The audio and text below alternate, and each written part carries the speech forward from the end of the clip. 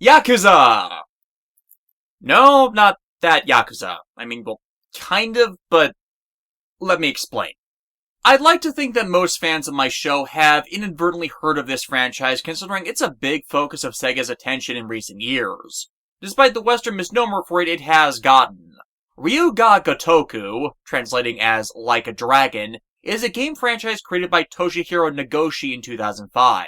The games were in part a spiritual successor to Sega's stalled Shenmue franchise, but in many ways came to eclipse it with its mix-up and incorporation of beat-em-up, action-adventure, open-world, turn-based strategy, and role-playing games, with each game in the series being stylized around a crime drama story involving characters connected to the Yakuza clans and Japanese underworld, which draw heavy inspiration from the Yakuza film genre, making morally gray individuals into amazing heroes with the conduct they have on display that, while not in line with the law, still showed themselves in dispensing and upholding their own forms of moral justice in a world where it's impossible to color it as black or white, due to the paragons and upholders of order being just as corrupt as the criminals.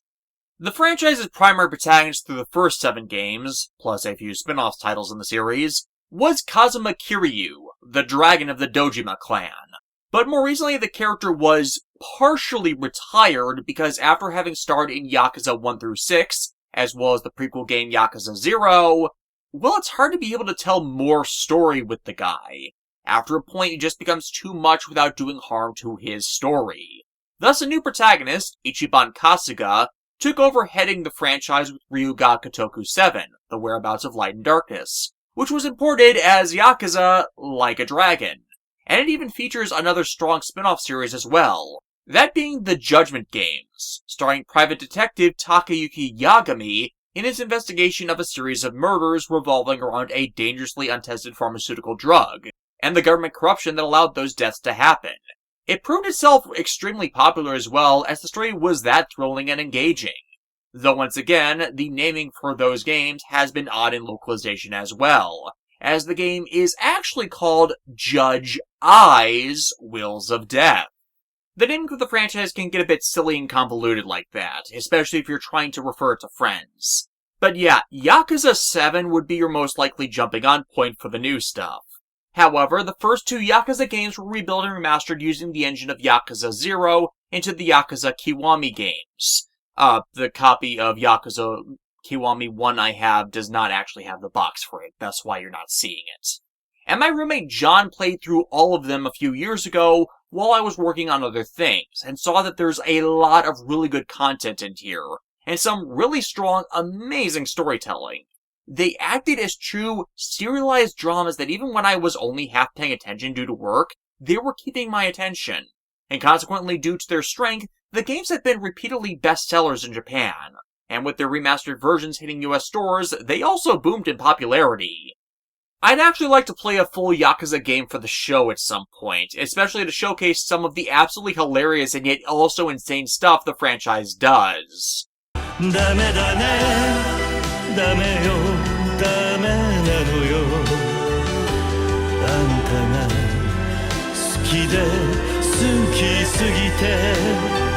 But sadly, due to their storylines being serialized dramas, it's essentially a persona-sized investment of time to do right by it. And due to how disastrous my production schedule has been due to real life and some of the bigger projects I have coming down the pipeline, I wasn't sure if I would ever get the availability to do so. Fortunately for us then, that because the original game in the series was such a huge hit, then in 2007, the first game got adapted into a movie, which was in turn directed by a staple of the Yakuza film genre, Takashi Miike. Miike, I hope I am pronouncing that correctly, is something of a controversial figure among Japanese filmmakers, though not for what you'd expect. The controversy around him is simply because his films can be eclectic and an acquired taste due to their visual intensity and utilized themes, frequently reliant on graphic depictions of violence and sexual perversion that throughout are treated almost cartoonishly in excess. His comedic use of such is not subtle, and yet the way he executes such is often perfect for the reaction he wants to pull from the audience, which is best showcased by one of his greatest film successes, that being one of the best adaptations ever of a video game property, the Ace Attorney movie.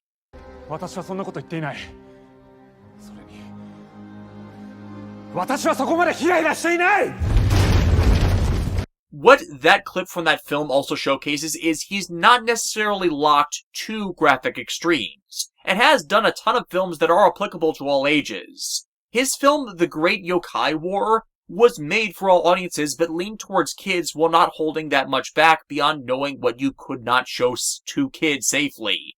He's done period pieces that have been well received as well, and even done a musical horror comedy. The man is just amazingly talented, and while he does have his quirks that can rub people the wrong way, he has made just as many films without them if they would be inappropriate to what the story and tone is. Give him an opportunity to utilize them, though, and he will do so without hesitation. If you give him a good script and a vision to work with, he can make some magic, even though his preferred wheelhouse, by his own admission, is to art house cinemas and cult genres over mainstream appreciative content. An example of him doing badly, though, is... well, he did the terrible JoJo's Bizarre Adventure Diamond is Unbreakable movie. But most would place central blame for that failure on a bad script, and the production budget of the film being massively inflated by them choosing to shoot that film in another country. Though a lot of his decision-making as a director is likely informed by the fact that the 1977 sci-fi film Starship Troopers is his favorite movie. As much of the same type of violent political self-satire that is presented in that film and other works of American director Paul Verhoeven's, better known for the RoboCop films, is the same type of self-conscious parody that Takashi Miike himself uses. In simplest terms, you could kind of think of him as comparable to the Nicolas Cage of Japanese filmmakers, and that's not as odd a comparison as you might think. Consequently, because of that, the extremes he can go to can make some of the content of his films unsettling, and he is not apologetic about that due to them being, well, often quite essential to the stories he is telling. They're not being offensive to be offensive, they cause offense in order to make a point. Something that is commonly lost in many other blood-for-the-sake-of-blood god acts of gruesome in filmmaking. While there's certainly things to criticize his films for because of that, and he will too admit that he's made some pretty bad films, it only makes reception of his films more subjective than others. But why he was the best choice for Ryuga Kotoku is... this is basically his wheelhouse, and the original game took heavy influence from works of Miike's or works that inspired Miike's to begin with. In part, Miike's 1999 film Dead or Alive, which has no association with the game franchise of the same name or the Lupin III movie. We open in the fictional Tokyo district of Kamurocho, based off the real-life Kabuchi-cho district of Shinjuku, with the heat wave in the middle of the summer bringing out all the crazies. In specific, the events of the night starting with a bank robbery performed by a pair of amateur robbers covering up the digital theft of 10 billion yen, which bankrupted the specific bank these idiots tried to rob. So the would-be robbers have nothing but a bunch of hostages to their humiliation. Detective Makoto Date, a local for the region, attempts to butt his way into the incident and investigation, himself being a specialist on the activities of the Tojo clan, whose money was robbed from these banks. And from this side plot, we see the first of many of the film's Miike-isms, as instead of focusing on the underlying crime that plays part in the grander story, the movie first spends a while eating time with the amateur robbers as setup for this larger plotline that serves to provide exposition on the larger players, including focus page of the heat, with the AC in the overcrowded cafe the police set up in going out. This admittedly helps to pace things out and establish setting and important players, but also ends up rather pointless. Therefore, setup and payoff of a punchline, yes, but ones that could be cut from the film, since it's not resolved early in the film, but is dragged out throughout it. Bottom line, the heat is making people miserable. Why the theft of the 10 billion is important, though, is the Tojo clan are one of the largest Yakuza factions in the region, and they resultantly would not be happy about being robbed. Which results in the clan putting their most dangerous agent on the case, that being the utterly psychotic Goro Majima. 真島さん、銀行の名前より100億のことの方が。どこぞの IT さんは小遣いで300億持ってはるのや。が100億で目丸くしてどないすんねん。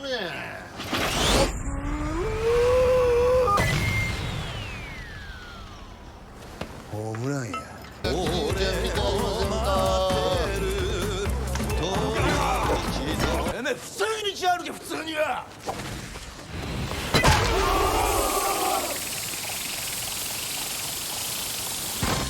桐生ちゃんは子連れ狼やで。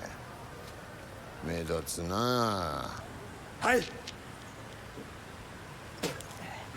道に唾吐いたらあかんやろ。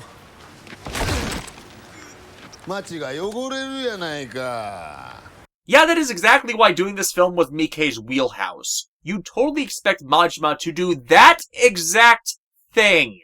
Regardless, he doesn't really care about the money, as he's more focused at the time on one of his many pissing contests with our lead protagonist Kazuma Kiryu, dressed in his signature red undershirt, white suit, and snakeskin shoes. First seen beating up a bunch of thugs from a rival gang, which in turn distracts Kazuma from his own priorities. In specific, the younger girl, Haruka Sawamura, who he is helping search for her missing mother Yumi, also known as Mizuki, who was an old flame of Kazuma's. In fact, in the later Yakuza game stories, Haruka's pretty much adopted by him. Though this is not the only subplot in the film, for as evidence to the growing insanity due to the heat wave, the film says it is 88 degrees at night. Yeah, that's hot. But when I lived in both Indiana and Chicago, it got worse than that at night. I checked the temperature records though, and normally the Tokyo area usually averages 75 degrees Fahrenheit at night in the middle of August. But I would think the heat would make people lethargic. I never get why crimes is supposed to get worse in summer. Anyways, the growing insanity is showcased by a convenience store employee named Satoru being convinced by his girlfriend Yui to rob other stores after a chance encounter with Majima's men attacking Kazuma inspires her to take a walk on the wild side. But I have no idea why Satoru agrees to go along with it, to be honest. Then again, the guy's a ninja, so he'd probably be able to steal the money without much issue. Satoru's actor, Shun Shioa, is best known for playing Yosuke Shina, the red member of the Sentai team Hurricaneer. This is like the only good ninja series. This subplot is kinda weird to me as consequence to that as, well, Satoru's an utter wimp giving in to Yui's whims, and it's hard to relate to this as you can just feel like it's either not going to go anywhere, or end badly.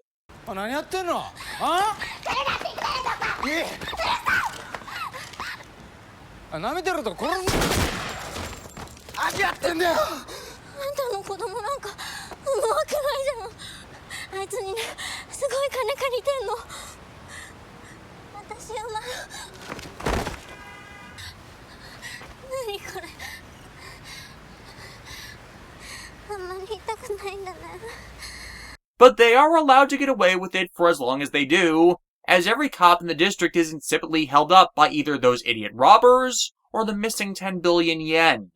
Anyways, Majima goes on the warpath with his men, starting a riot to distract others from him looking into the money, and also who sent men after Kazuma, because that is the kind of mad genius Majima is.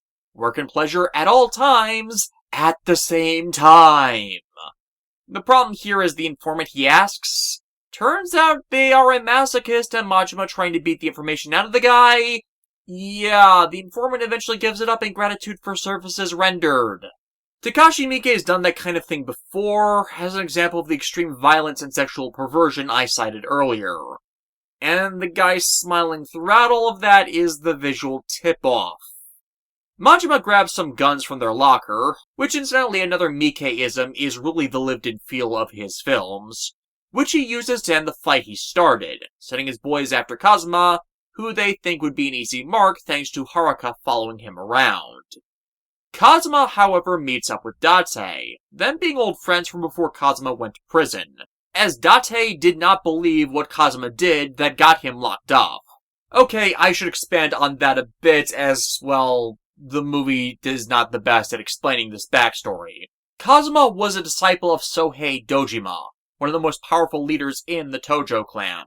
Sohei was murdered in 1995 after attempting to rape Haruka's eventual mother, Yumi, and Kazuma took the blame for it to protect Yumi from the fallout. Makoto Date, at the time a rookie cop, was the only one that believed Kazuma didn't do it, and wanted to further investigate, which would have uncovered the truth of the whole matter, but was shot down by the rest of the unit, who just wanted to close the case because they had a suspect they could frame as responsible because Kazuma was Yakuza, and him being a Yakuza was evidence enough. A lot of stories in the Yakuza media genre have that story device run throughout them. The police are as corrupt as the gang and don't care about those harmed by crimes, only using the label of justice to be able to do what they want, which is a realistic reflection of elements of Japan's broken criminal justice system, where conviction of those that have the blame pinned upon them is more important than whether they actually did it and the motives at hand. It's something of a mirrored reflection of the failings of our own criminal justice system, where people can admit to what they did, and yet get off with no conviction if they shared a political alignment with their judge or jury, or happen to be a white guy with a lot of money. But this aspect of Date and his relationship with his peers ties back into that whole robber plot from earlier as those two idiots that held up the empty bank. That's where an entire department spends the movie tied up, focused on two low-life idiots instead of the larger scheme or its consequences.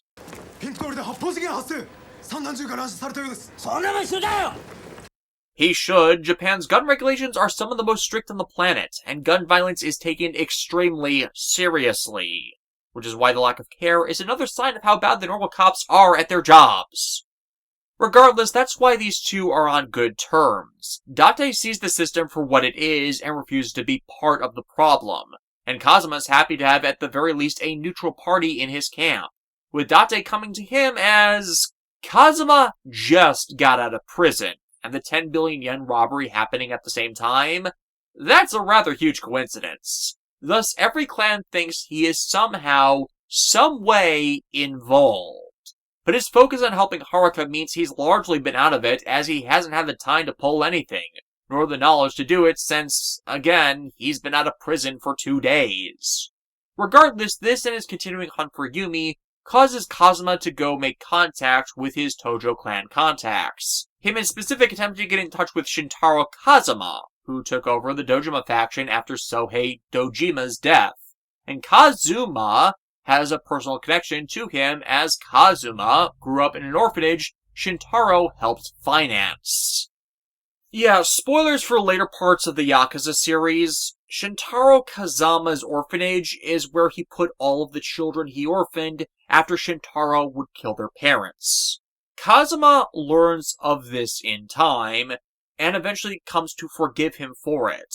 For as malicious as he was in killing their parents, Shintaro drew his own moral line against killing their kids, as he did not believe the sins of the parents should fall on the children. And for Kazuma personally, Shintaro was the only parental figure he ever had, as he did do right by all the children there even after he had orphaned them.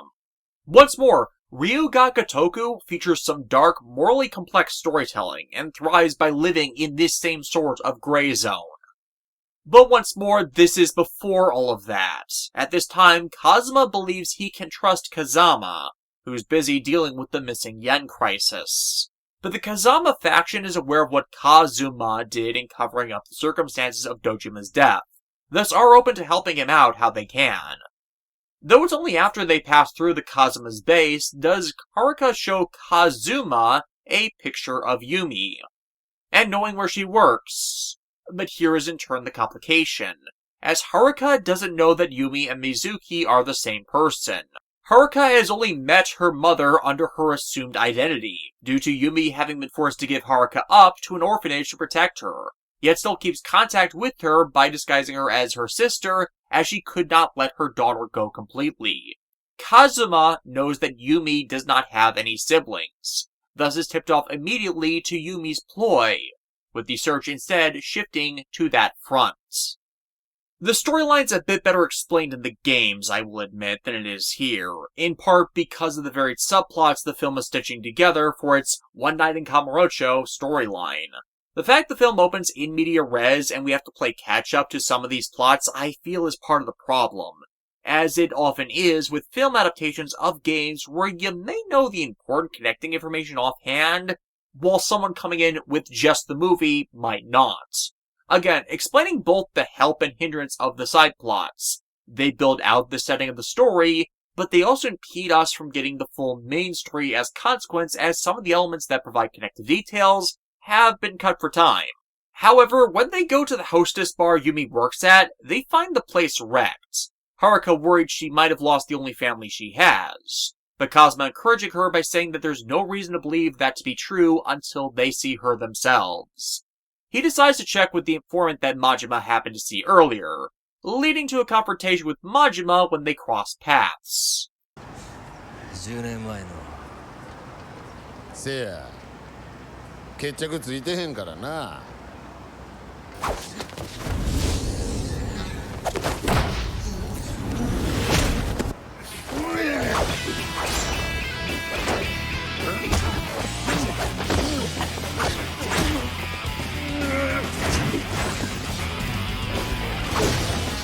You know, this might just be a street fight, but it kinda does feel like the two are the utterly monstrous fighters depicted in the games, with how well the choreography and camera direction is here.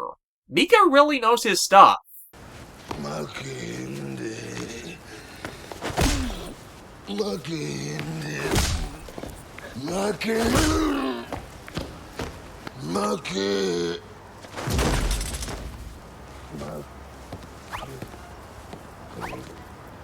But the storylines begin to intersect thanks to a Korean hitman named Park. Park had been seen throughout the movie earlier, both at the Kazuma office and when his mission was previously exposited with another Korean mole for a weapon smuggling ring, who, ironically, happened to be the owner of the store the police were using as a command center to deal with those incompetent robbers. Again, there's a reason that Japanese police forces are frequently portrayed as incompetent or corrupt. His mission is to try and kill a man named Jingu, who is believed to be at the heart of the missing 10 billion yen matter, which the Korean gun smuggling ring connected to the Tojo will intercede on, as they believe it will impede their business due to financial losses they believe will result, which upsets the balance of power in the criminal underworld. The informant having pointed them at the Millennium Tower, where Jingu has set himself up in as part of the Nishikiyama group, led by Kazuma's old friend Akira Nishikiyama, who was the individual who actually killed Dojima and the one Kazuma went to prison to protect. The informant likewise telling Kazuma that Yumi went to Akira for protection, and Yumi doing so is no surprise, as the three of them not only grew up in the same orphanage, but were stuck in a love triangle that didn't work out for any of the involved. She's hidden herself at the Tokyonkyo bathhouse, which proves itself to be a trap set up by Majima? 桐生ちゃんよう会うな。お前らガキに手出したらあかんぞ。そんな人間のするこっちゃない。 There is something strangely appealing to Majima's constant promotion of do as I say, not as I do advice to his minions, as if he's outright declaring, yeah, I'm a hypocritical psychopath, doesn't mean that you should be! His minions shred the place, Kazuma insisting Haruka run as Majima's not a liar, that proven true as he lets her pass without issue. お母ちゃん探してるんやって見つかるとええな。桐生のおじさん殺したらあんた殺すからね。 Hasn't happened yet either way. Kinda doubt it will by this point.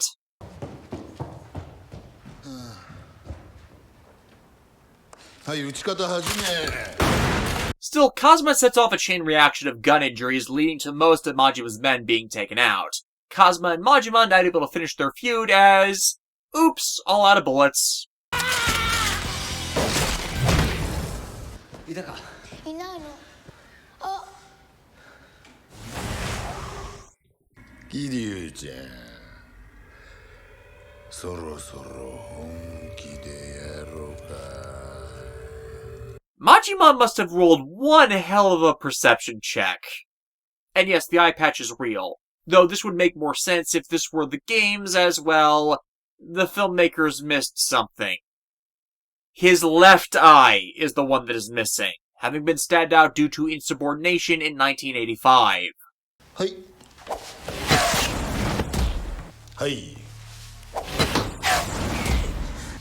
はい。はい。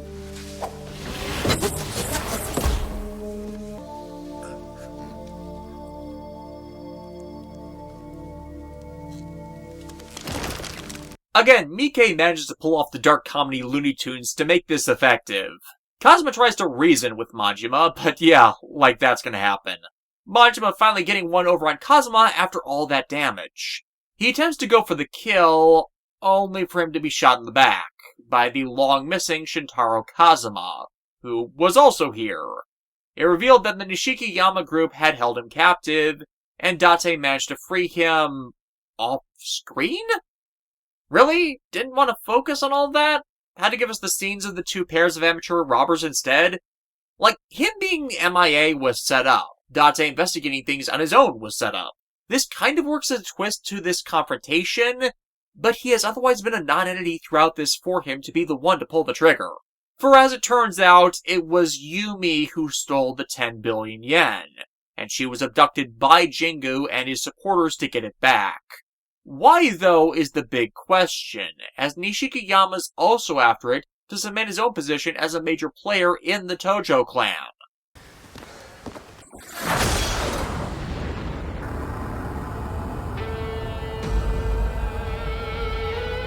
And then Haruka is subsequently abducted, as she's key to getting the money from Yumi. That being the real reason why every Yakuza clan's been trying to beat Kazuma to the ground, as he's been her guardian.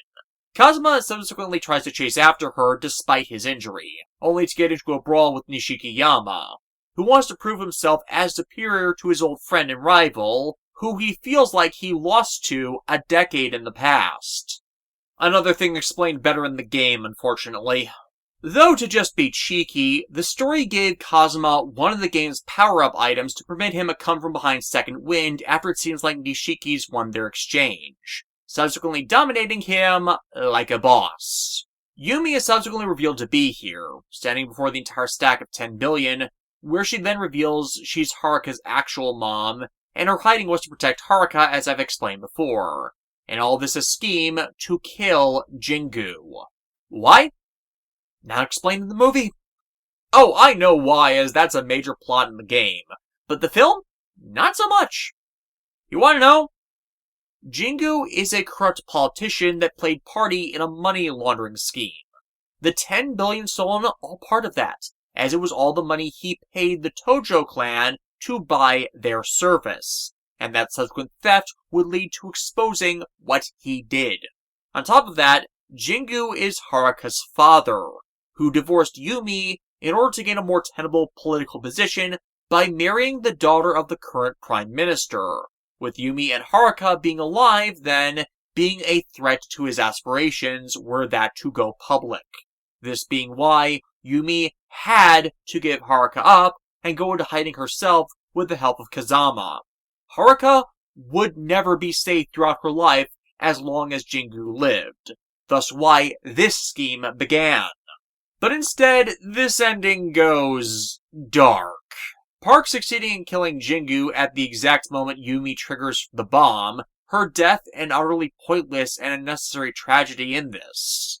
Again in the game, Yumi's death worked, taking a bullet fired at Haruka by Jingu to save her daughter's life at the cost of her own.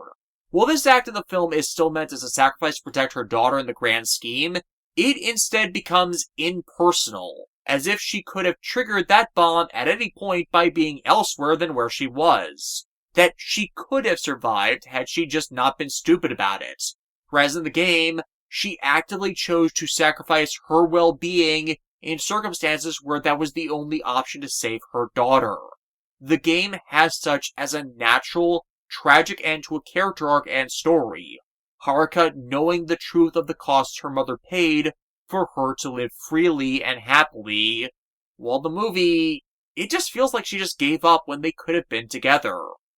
This is again why I said at the start Meikei's films are more party to subjective taste, as I really don't like this change. It's been a thing in too much media just to utterly waste women specifically like this, where they could have lived and yet decided not to for reason not found. I am more open with the heroic sacrifice ending for a character because it shows what they would do for the ones they love.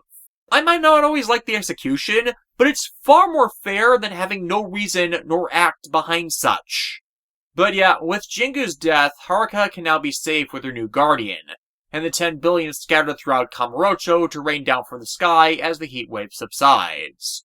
With Kazuma and Haruka pulling themselves out of the rubble, and Haruka asking to stay with Kazuma as... hell, he seems to be the only one that seems to give a damn.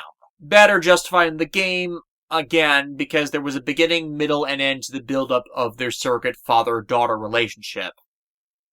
And yeah, as you can tell, Like a Dragon the movie is a mixed bag. By direction and depiction, Takashi Miike did get what the franchise was visually going to convey, and the actors who are frequent collaborators with Miike in his movies pretty much nail the characters they are meant to play. Goro Kishitani absolutely nails the incarnation of chaos that is Goro Majima, but the script and screenplay by writer Masashi Soko just doesn't do a great job at telling the story of the first game. Oh, it hits on the right notes here and there, and there's a lot that is genuinely funny without devolving into being a farce, but there is a lot missing that would have allowed the storyline to reach its full prominence. Most essentially, with exception to Kazuma not knowing how to use a cell phone initially, it lacks the elements of Kazuma being out of place in time due to his incarceration, which plays into his initial arc. Coupled with just too many connective narrative elements being absent, and I honestly don't think I can recommend this as a good adaptation of the game. At best, it's another film you're likely to get enjoyment out of if you've already played the first game, or its Kiwami remaster, if only for the flavor Miike gives to the setting. For Miike's cheekiness does work to his benefit several times inside the film. In an example that I didn't mention before, Sega logoed buckets at the batting cages, and Jingu in the film being portrayed by Toshihiro Nagoshi, the game's creator himself, as a fun cameo that kind of explains his lack of presence despite being a central antagonist of the storyline. While the film did do pretty decent box office earnings for its budget, unless you're already engaged and exposed to the media, then this does not serve as a good replacement introduction to the franchise. Now, as I said at the start, I might try to go back and play Yakuza Kiwami 1 for the show at some point, but if I don't get to it, I just won't get to it. Check out the games if you want the more fleshed out version of this tale, and a more intimate version of the tale of the Dragon of Dojima.